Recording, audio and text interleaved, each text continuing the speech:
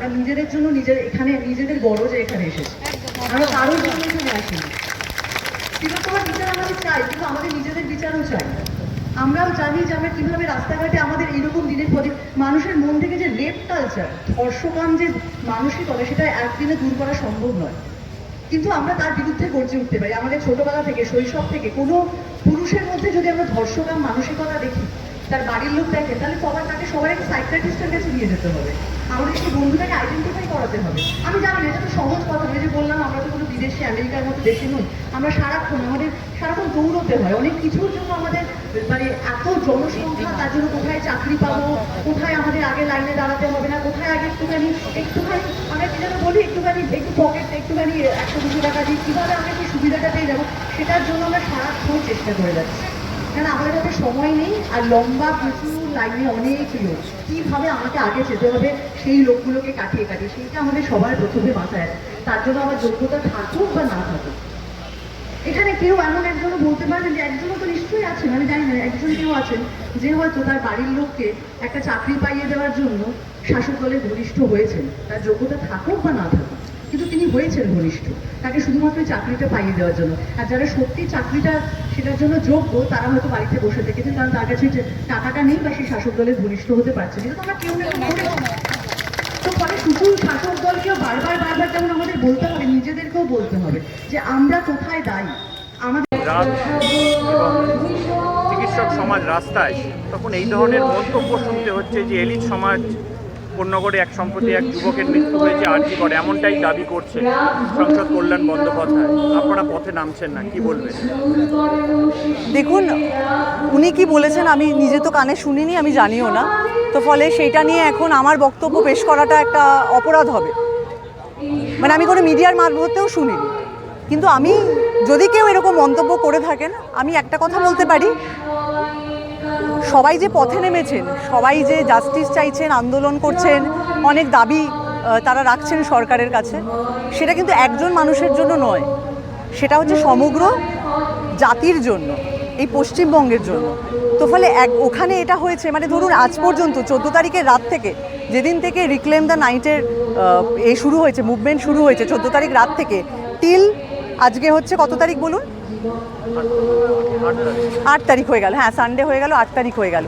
এই পুরো এতগুলো দিন যত মানুষ যত রকমভাবে পথে নেমেছেন, তারা কিন্তু শুধু একজন মানুষের জন্য নামেননি, তারা নিজের জন্য নেমেছেন, তারা অন্যের জন্যও নেমেছেন। ফলে আমাদের পুরো সিস্টেমের মধ্যে যে করাপশন আছে, আমাদের সিস্টেমের মধ্যে যে অনেক গাফিলতি রয়েছে, আমাদের সিস্টেমের মধ্যে যে অনেক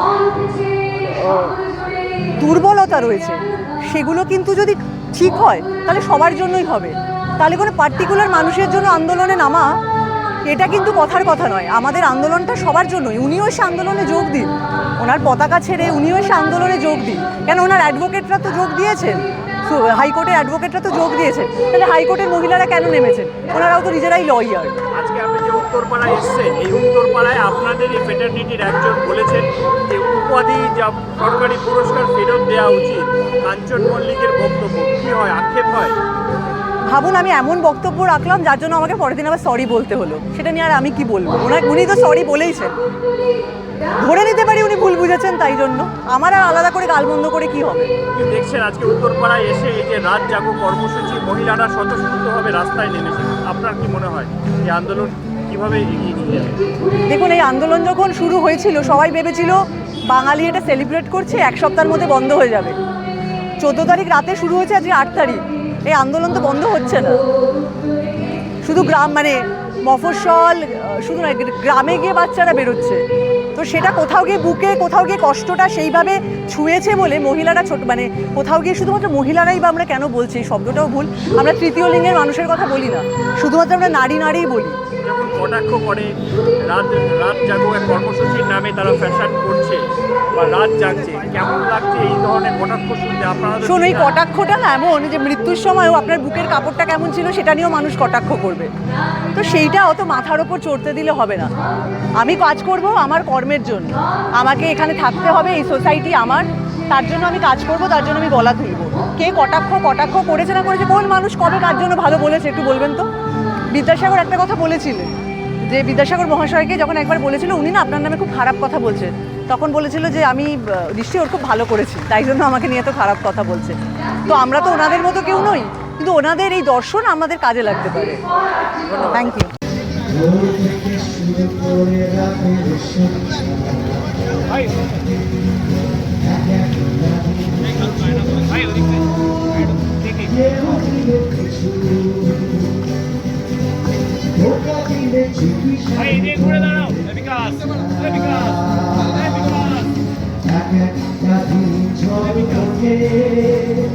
সূর্যকে গ্রাস করে বিশাল প্রলয়, তারা ঝাপটায় মাটি বন্ধ খাঁচায়।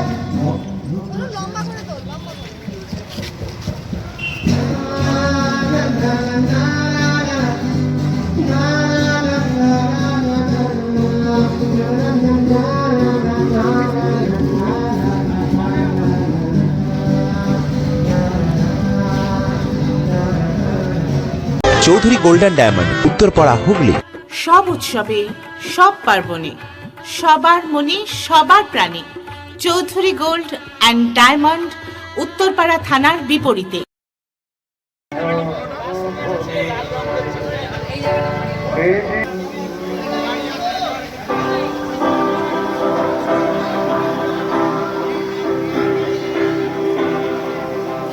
আমার প্রতিবাদের ভাষা, আমার প্রতিবাদের এখন আমাদের সামনে সম্মানকর গান শোনা।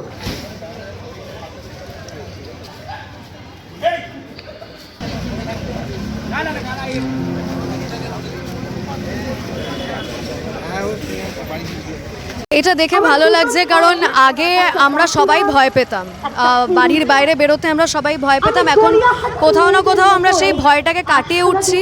তার জন্য অনেক মানুষজন, অনেক অভিনেত্রী, অনেক বড় বড় যে গায়ক গায়িকারা আছে তারা রাস্তায় নামছে আমাদেরই সাধারণ মানুষদের মতন।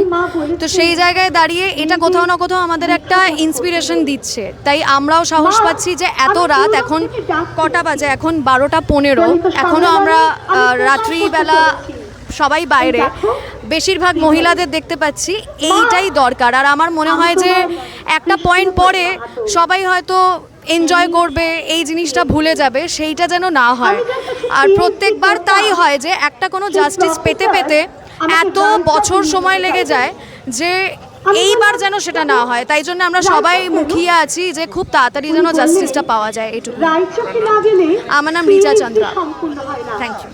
প্রতিজ্ঞা নিয়েছি যে আমরা জানি এই উত্তরপাড়ার মাটি এমন একটা মাটি যেখানে আমরা সবসময় সুরক্ষিত। প্রতিবাদ জানাতে প্রতিবাদ চত্বরকে আমরা তিলোত্তমা চত্বর নাম ঘোষণা করতে এটা তো চাই। এক্সপেক্টেড নয় যেটা যদি আপনারা হয়েছে। এই তিলোত্তমা চত্বর নামকে সমর্থন করেন তাহলে একটু ফ্ল্যাশ লাইট জেলে আপনাদের সম্মতি জানাবেন। স্ট্রিট পেন্টিং আজকে ফার্স্ট হচ্ছে আমাদের, যদি বলেন তাহলে রাজপথ ছাড়ি নাই, আমরা চাই এটার বিচার হোক, রাজপথ সঠিক বিচার ছাড়ি হোক। নাই, আমার নাম রাজপথ ছাড়ি অন্বেষা নাই।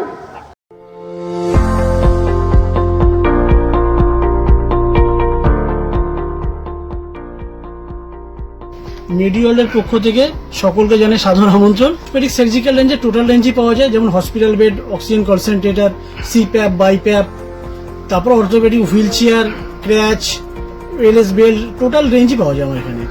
মেডিওয়ালের পক্ষ থেকে সকলকে আমাদের এখানে আসার জন্য আমন্ত্রণ জানাচ্ছি। আমাদের ঠিকানা 35 Netaji Subhash road, Uttarpara, Hooghly, near town school এবং ইউকো ব্যাংকের মেন ব্রাঞ্চের পাশের রাস্তা। এবং আমাদের আরেকটি ব্রাঞ্চ আছে, সেটা বালি বাজারে। যাদের আজ উড়তে মানা মিলবে তাদের অবাধ স্বাধীনতা, যেখানে তোমার আমার কোনো কথা নেই কোথাও থামার, ঠিক নেই ঘরের হদিশ, শুধু আছে পথ, কতদূর নেই তা জানা, দুঃখ নেই কিছু সেখানে, নেই সুখ খোঁজবার কোনো কাজ, প্রয়োজন নেই কারো একা বসে ভাববার, একটু বাঁচার উপায়। কেঁদো না বন্ধু আমার, গাও গান নিয়ম ভাঙা। এখানে শেষেই আছে ভোরের আকাশ এক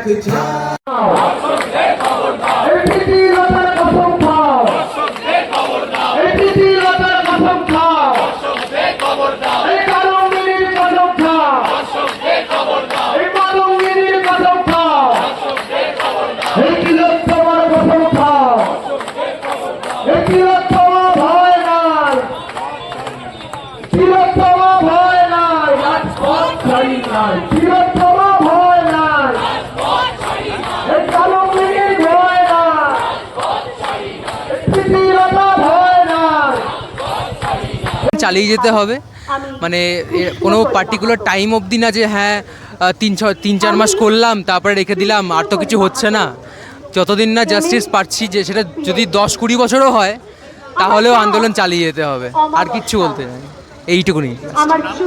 আমার নাম উত্তরণ ব্যানার্জি। আমি একজন মেয়ের মা হিসেবে এটুকুই বলবো যে আমার মেয়ে কেন, সব মায়ের মেয়েরা যেন এইভাবে স্বাধীনভাবে রাতে এইভাবে অনুষ্ঠানে অংশগ্রহণ করতে পারে। দিনের বেলা যেমন স্বাধীনভাবে বেরোয়, রাতেও যাতে এভাবে স্বাধীনভাবে ঘুরে বেড়াতে পারে। সব মায়ের মেয়েরা ভালো থাকুক। আর তিলোত্তমার মায়ের যে দুঃখ, যে যন্ত্রণা, সেটা আমরা বুঝতে পারছি, আমাদের ঘরে মেয়ে আছে যেহেতু। সবাই ভালো থাকুক এটুকু বলবো, আর আমরা যেন সুবিচার পাই। আমার নাম রুমকি চন্দ্র।